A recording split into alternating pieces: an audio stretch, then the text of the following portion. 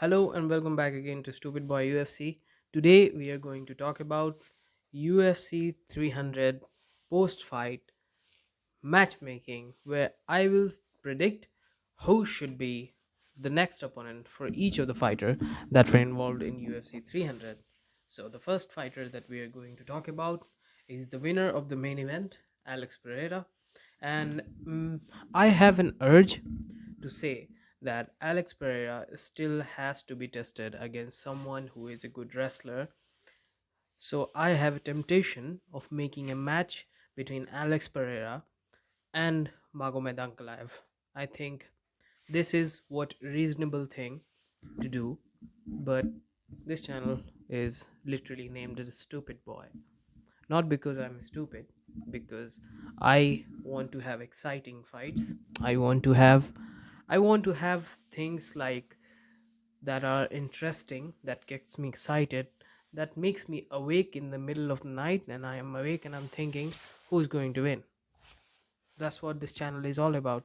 So I just want to remove that fight. I don't want to make Alex Pereira versus Magomed Ankalaev for 205 pounds, like light heavyweight championship of the world. I want Alex Pereira for going to become three division champion. I want Alex Pereira to fight for world heavyweight interim, maybe not interim, but make this a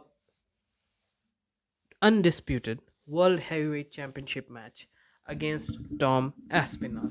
This is what we want. This is what I want, I should say, because many people will argue against it. I know that many people argue with me in my comment section.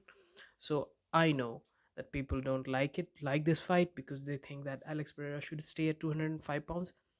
I feel like Alex Pereira knocked out Jamal Hill, as I predicted, as I always predict correctly. Knocked out Jamal Hill using his pinky. He used his pinky to knock out Jamal Hill. So I think he has good power. And Jamal Hill were maybe like 230 pounds, something like that. He felt like he was very heavy, and I think he can knock out Tom Aspinall. It's just a far-fetched thing to say, because Tom Aspinall is a true heavyweight, as true heavyweight can get. But I think Alex Pereira's crazy left hook has a chance against every other person on this planet Earth, even against Francis Ngannou, even against some good boxer. Maybe kickboxing is different. Boxer no range and they can evade that left hook from Alex Pereira. But still, I think Alex Pereira is one of the most dangerous knockout artists of all time, and he should fight for third division that he should become champion in. So this might be the UFC's first ever three division champion. So I want Alex Pereira to fight for World Heavyweight Championship. As crazy as it sounds, but I want him to fight Tommy Aspinall. The second fighter I want to talk about is Max Holloway. I will talk about the losers in other videos, but I will talk about Max Holloway now. Max Holloway, Max Holloway is a real, what should I say? A real baddest man on the planet. That's how I should say, because I shouldn't say that. He is one of the best moments that I have ever seen, and I have said in my last video, I just was just reacting straight away coming from the knockout. I was all sweaty in that video, like I was just talking about. I was so excited seeing that fight, and I just made that video straight after the main event. I was so excited. So I said that it was the greatest knockout of all time, and although it was a little bit of recency bias, I won't say that it wasn't. A little bit of recency bias was there, but I would still stick to it. I would say that was the one of the greatest, one of, now I'm adding the off part, one of the greatest knockout of all time. Yes, it was Joe Rogan thing when he said that it was the greatest knockout that he has ever seen. That's what Joe Rogan do all the time, and it was actually, to be honest, it can be. There's a clear argument to make that as one of the greatest knockout in the history of the UFC. I think Max Holloway should fight should fight for 145 championship. Many people will argue against this. Many people will say he should wait, and he should wait for Conor McGregor to win and challenge Conor McGregor because that's a fantasy matchup. But I think in my mind, I think I saw that Ilya Tupuria looking at Max Holloway, and he was like, I cannot believe this man win, and this man didn't get. He got dropped by Justin Gagey, but he didn't get rocked truly in that fight by Justin Gagey. I think that just makes Ilya Tupuria looking at that, and I saw his face that he was so scared. So I think he should fight Ilya Tupuria just because Alex Volkanovski defeated someone like Max Holloway, legendary Max Holloway, that is. That doesn't mean that Ilya Tupuria or the other people in the UFC can defeat someone like Max Holloway. It doesn't mean like that because Alex Volkanovski was so special. People don't understand just because he got knocked out by Makhachev, he got knocked out by Ilya Tupuria. I think Max Holloway lost to Alex Volkanovski just because Alex Volkanovski was too good at that point of time in his career. He lost against Ilya Tupuria by knockout, Alex Volkanovski, that is.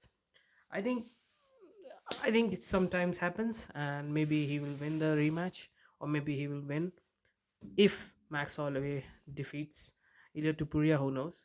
So I think, and that's a very tough matchup for Ilya Tupuria because Ilya Tupuria is like going for the knockout, and Max Holloway has that cheat code. He never loses by knockout. He got dropped by Justin Gaethje but didn't lose the fight. I think that's a crazy, crazy matchup, and I think there's a chance that Max Holloway just makes Ilya Tupuria quit because Ilya Tupuria can quit in the fight. I think so because Max Holloway is someone who won't get knocked out. He will take the best shots of Ilya Tupuria, and he may, make Ilya Tupuria look like a little bit humble, and maybe Ilya Tupuria will resort to, let me just stay at range and let's just take a decision loss. I think so. It can happen, and that's what I want. I want Max Holloway against Ilya Tupuria, even though I will say that that's still a fight of, like I will give that fight 60 to Max Holloway and 40% to Ilya Tupuria. That's my prediction, you know, if it happens. And I will, that's what we do in this channel. We talk about martial arts, we talk about football, we talk about things that get me excited. And this is what we do in this channel. And if you are new here, I recently started getting some attention, some subscribers.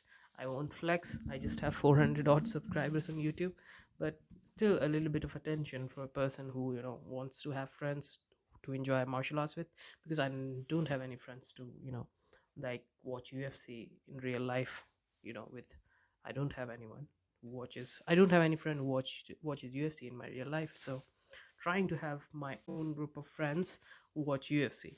So if you like the content, please like, share, and subscribe, and do check out my Patreon, because that's a way for me to improve the production quality of my YouTube channel, which is actually very trash.